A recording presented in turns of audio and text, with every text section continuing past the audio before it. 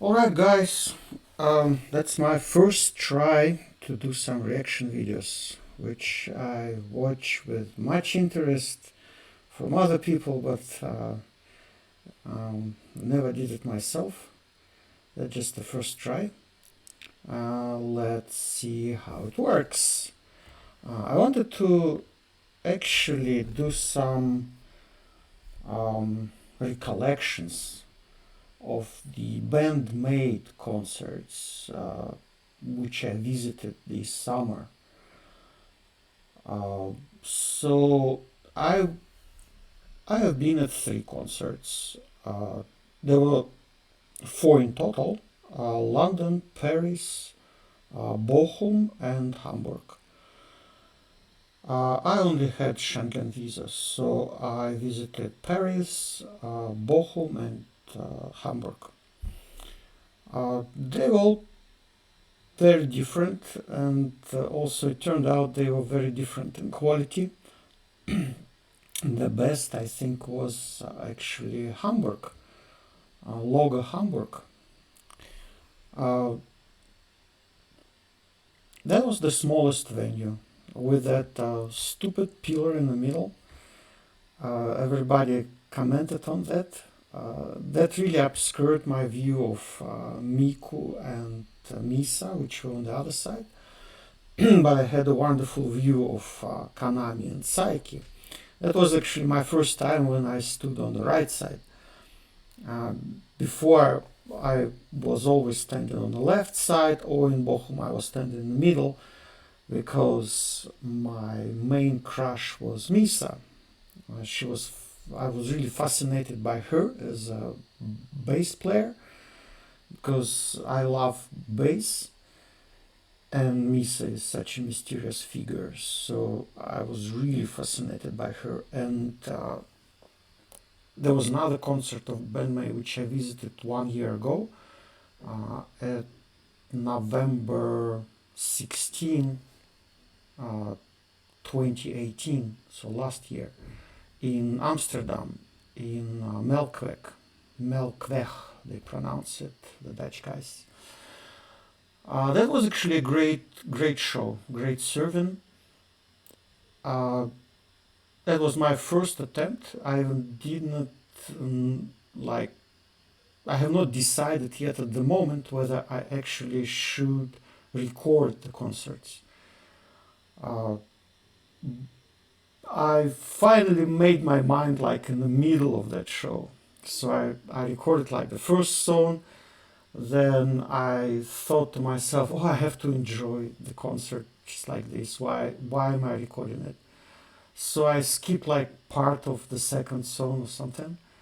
And then I was like, but that's so great, guys. Like I have to save it for the future, for myself, to show it to other people, because such a great concert.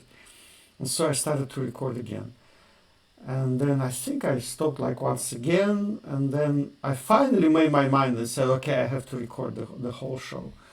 And then it was recorded almost non-stop. So I was trying to do the breaks between the songs, where there were pauses between the songs where I could, because I thought that if I just record it like this non-stop, the file will be too big and I'll not be able to like handle it correctly.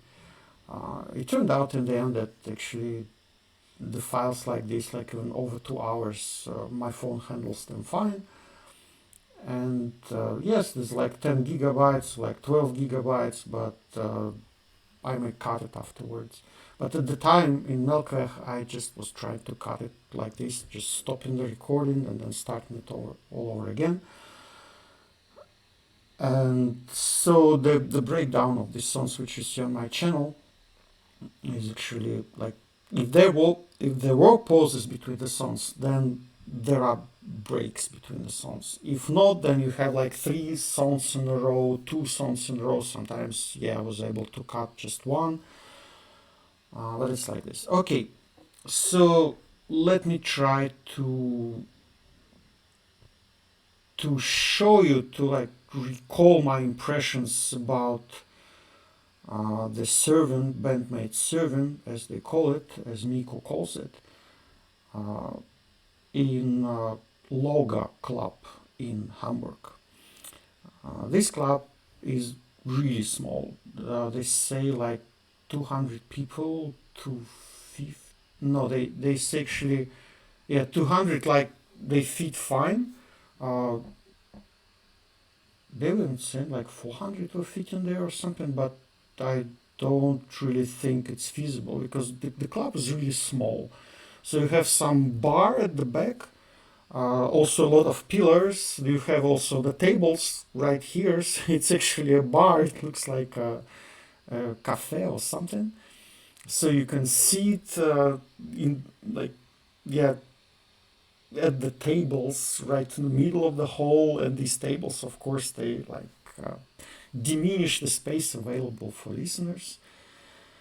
Uh, I was lucky to stand really in the front. Uh, well, also there was some. I'm rather a tall guy, so the people who were shorter. There was one guy from Lithuania, and he came with his wife. His wife was like like this tall, and he was like my height, I think.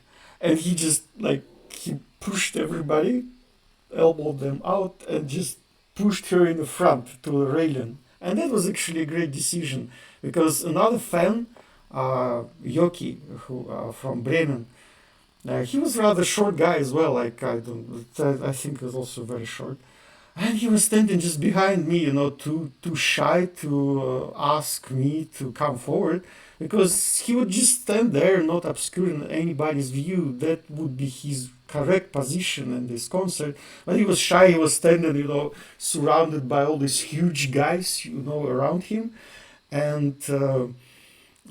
He said he has seen nothing of the group almost, only our backs, and that's it. And of course, that was not good. He should have just asked and stand in front. So if you're not that tall, I think at the concert you may just ask people or just come in front, like nobody will be offended. Okay, whatever. So you see this. Very nice. As you know, BAND-MAID starts their series. But some people take very jokes. It also demonstrates their depth. But you see, it starts slow, like something bold.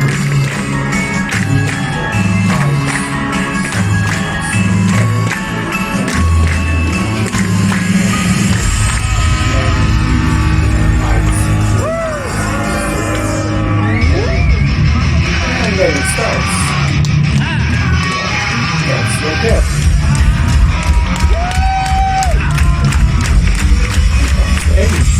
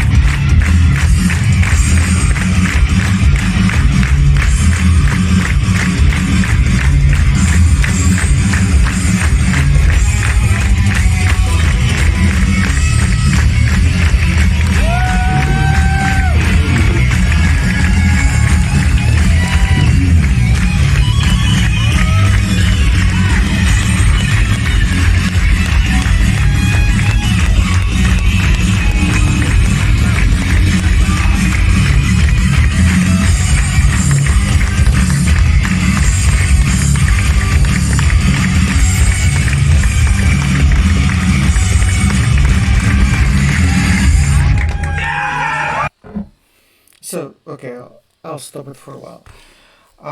As you can see, the girls, they actually shy Japanese girls, to be honest. And they come on stage like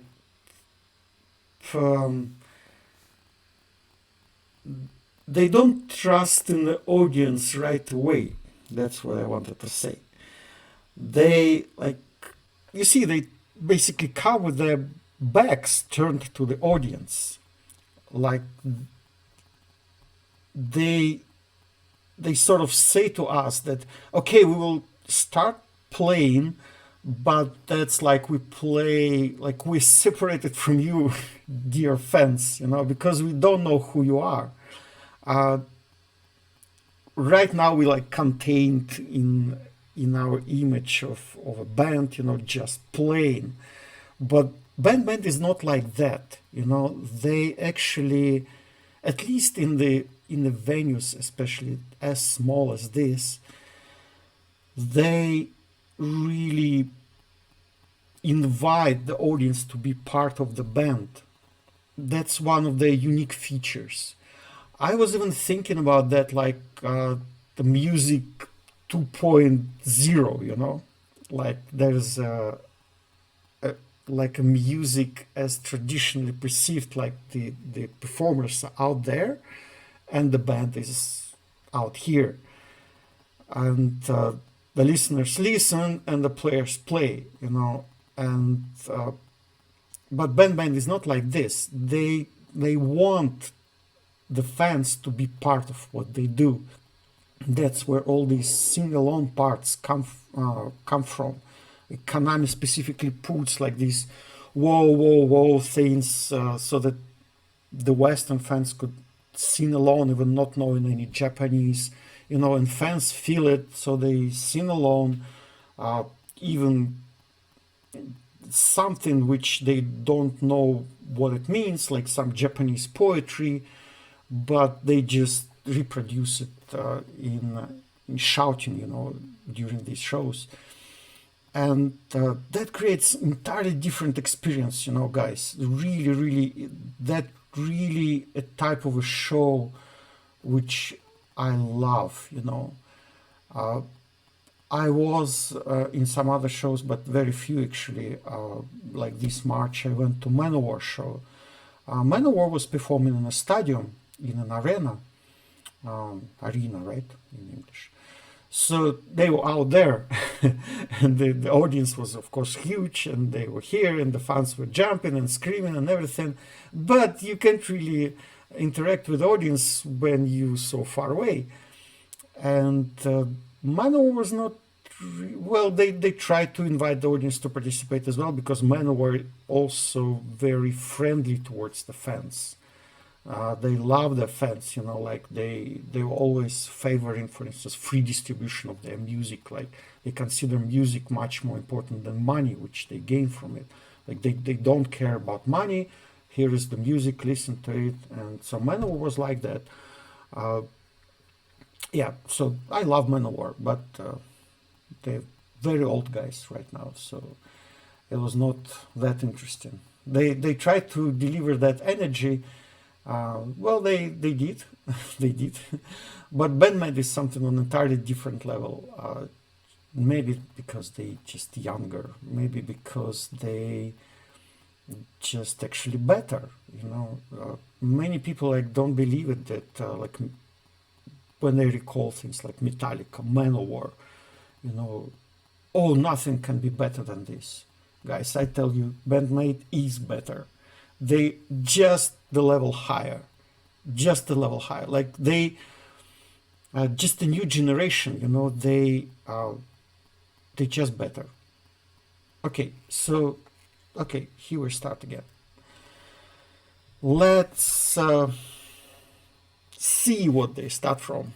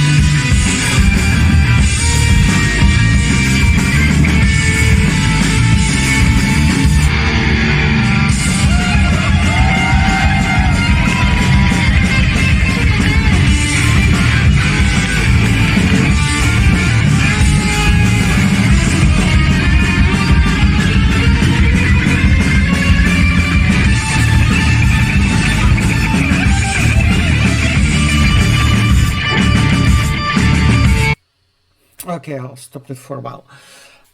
Just wanted to comment on the things they do. Like, okay, that's just the beginning of the concert. They don't know what the audience is like. The audience maybe just like could be like those guys staring blindly, you know, just okay, we came to the show, okay, we just stand here, listen to you. So they just start, you know, formally.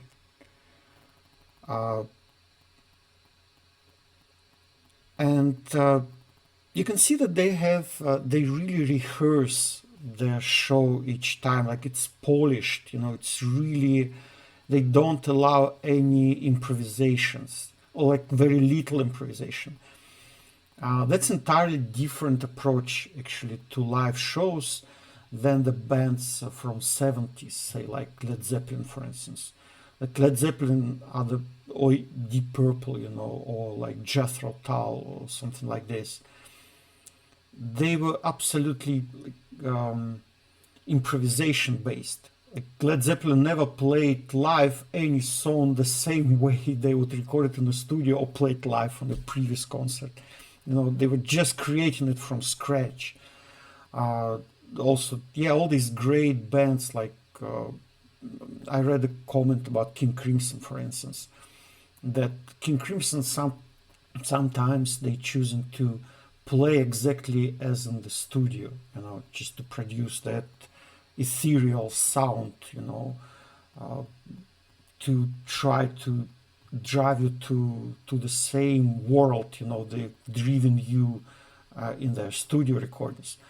But the bands like Led Zeppelin, for instance, they were just creating it from scratch, basically. So they had a melody, and that's it. And then they were just playing it like this. BAND-MAID delivers to you a very well-rehearsed product. They play live, but I'm not a musician, but I heard one musician telling us that they play the so-called click track. So something plays in their in-ear monitors. That's why they actually never lose a rhythm. I remember I listened to some live performances of, say, Black Sabbath, and they were like playing it faster and faster and faster, you know, because they didn't have any metronome or anything to keep them at steady pace. BAND-MAID obviously has this click track. So what sort of click track they have in their ears, of course, we don't know. But of course it contains some rhythm, some actually clicks that allow them to keep pace. I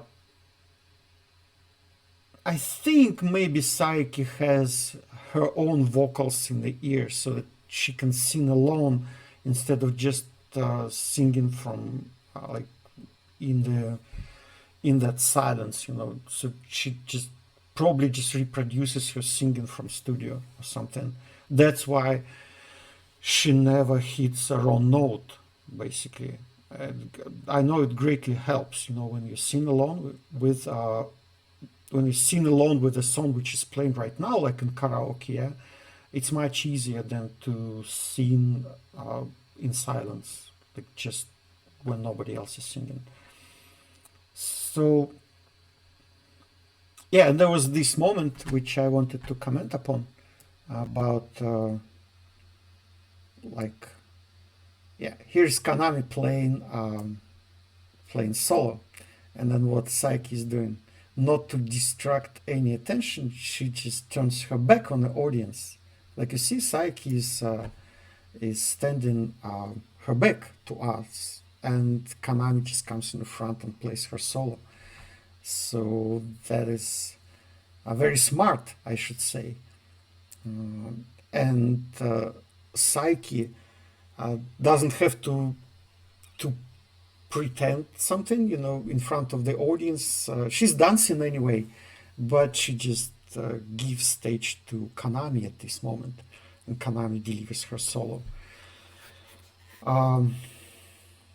Okay, I also wanted to comment on the quality of sound. The sound quality in Hamburg recorded on my phone was really great because I was standing like my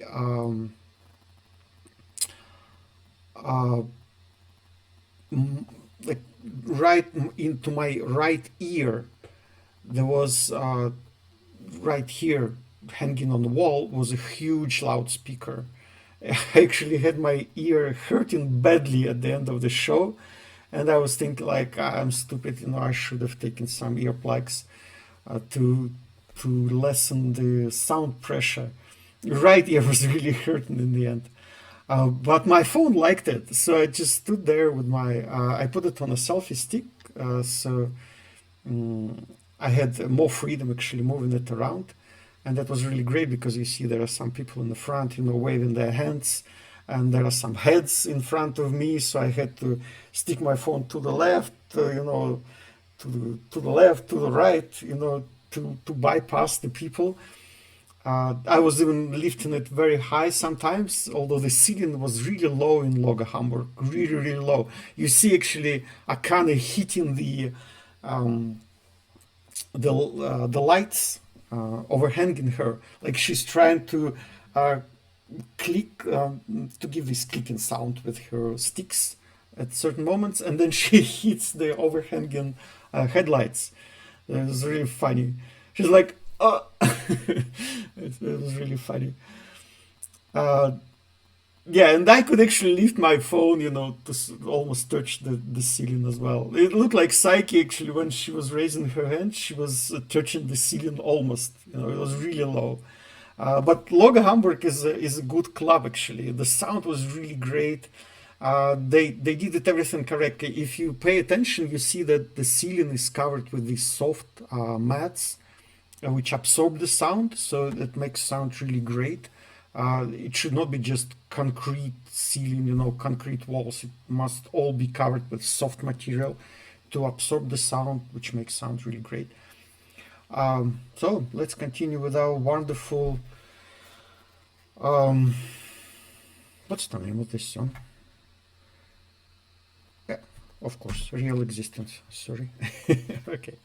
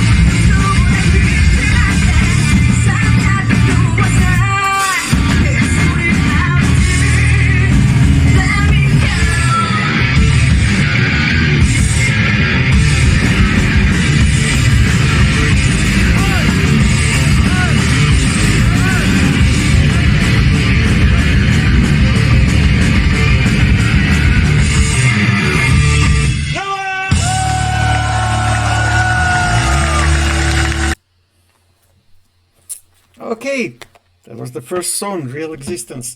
Actually, you see, that's an interesting thing.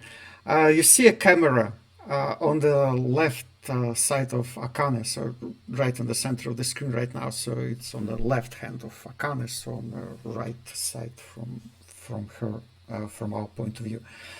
And she was adjusting it all the time. So she was actually recording what she's doing. And I'm wondering, she was recording at all concerts, at all shows. I would very much like to see what she was doing right there. Okay, that was my first ever reaction. Let's see what it turns into. Okay, thank you very much, guys. If you're watching it, I don't know if I will publish it, but yeah. I had this idea of recording this, at least like some recollections of this wonderful BAND-MAID live shows from this summer. Okay, maybe see you in the next video. Bye bye.